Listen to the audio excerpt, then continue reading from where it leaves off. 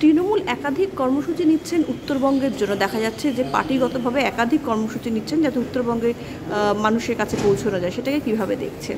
দেখুন, লোক দেখানো কর্মসূচি, লোক দেখানো প্রকল্প ঘোষণা এ দিয়ে হবে না।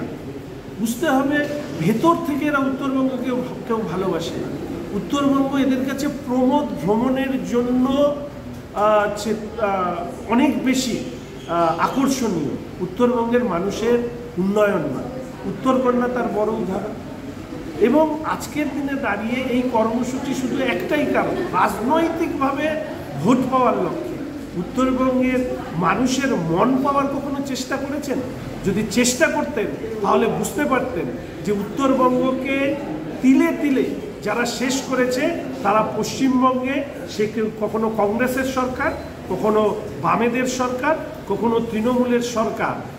একটা উদাহরণ দিন, আমাদের বাজেট 3 লক্ষ কোটি টাকার উপরে, উত্তরবঙ্গের বরাদ্দ 800 কোটি টাকা, তার 30 to 40% খরচ করা হয়। আর বাদবাকি যে অ্যালোকেশন আছে বাজেট, সেই বাজেটের টাকাটা অন্য জায়গায় নিয়ে যাওয়া হয়। উত্তরবঙ্গের লোকদের জন্য ভিক্ষার পাত্র? আমরা শুধু দয়া, দান, দাক্ষিণ্যে বাঁচবো? আমরা বারবার করে বলেছি আমাদের সম অধিকার, সম মর্যাদা চাই। তার লড়াই ভারতীয় জনতা পার্টি পরিষদীয় দল করছে।